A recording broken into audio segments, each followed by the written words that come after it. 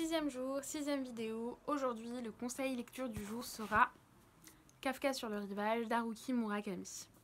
Alors, Kafka sur le rivage, c'est l'histoire d'un jeune garçon qui quitte la maison familiale, ou plutôt paternelle. Il quitte son père par peur d'une malédiction oedipienne. Ce n'est pas une réécriture du mythe d'Oedipe, hein. C'est simplement un point de départ parce que ce qui est important ici, c'est le voyage initiatique que va avoir cet adolescent.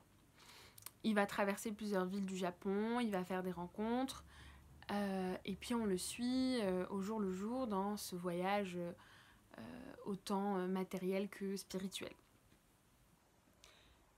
Ce qui est intéressant chez Murakami, et d'ailleurs c'est toujours la même recette chez Murakami, vous avez toujours soit une figure féminine, ici ce serait la mère, soit un objet de quête, quelque chose à aller chercher, et du coup on est toujours dans une marche en avant, vers quelque chose, on espère qu'il y a quelque chose, et du coup ça crée quand même un certain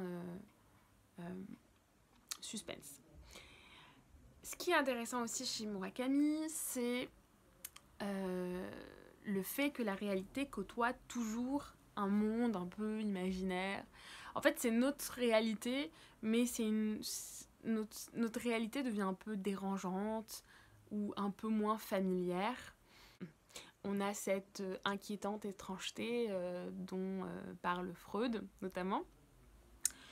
Et du coup, et c'est ça qui est intéressant, les actions ou les choses qui vont se passer, plus elles sont un peu irréelles, et plus Murakami nous ancre dans le quotidien, dans la vie palpable matérielle, en ayant recours en abondance à des éléments de la vie quotidienne. Par exemple, presque tous les personnages principaux chez Murakami, je ne parle pas que de Kafka sur le rivage, ils ont tous des pratiques hygiénistes très cadrées. Alors ils font tous du sport, on sait combien de temps ils dorment, s'ils ont bien dormi, on sait ce qu'ils mangent, c'est souvent très équilibré, ils boivent tous du saké, mais ça c'est pas forcément hygiéniste, mais voilà, on a des détails comme ça très concrets. Et au début je me demandais un peu à quoi ça servait, pourquoi tous ces détails concrets, est-ce que c'est juste pour remplir des pages? Et puis un jour je suis tombée sur des mots de Gide, d'André Gide, à propos de Dostoïevski.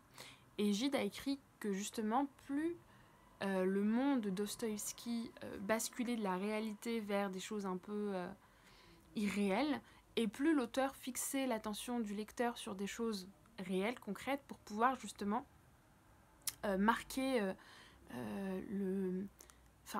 cette irruption de l'irréel dans le réel. Du coup, je me suis dit qu'il y avait aussi quelque chose comme ça dans l'œuvre de Murakami. Je n'ai pas lu cet exemplaire-là de Kafka sur le rivage. Cet exemplaire, je l'ai acheté il y a quelques temps pour le relire.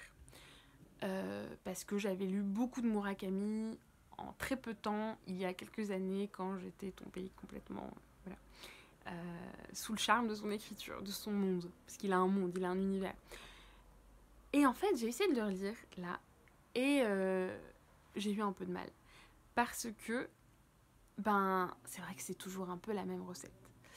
Donc, cette vidéo est normalement censée donner l'envie de lire ce livre.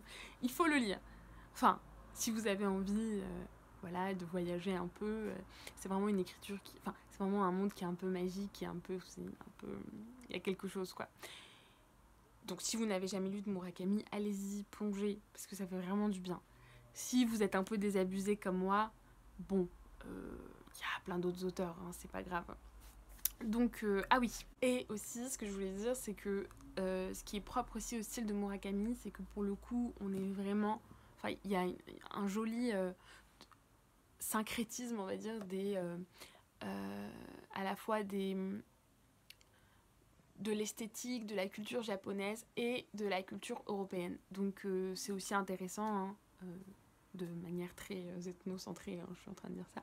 Mais voilà, c'est aussi très intéressant de voir ces deux mondes, de voir deux styles comme ça qui se fondent. Voilà. Du coup, je pense que c'est tout ce que j'avais à dire sur ce livre.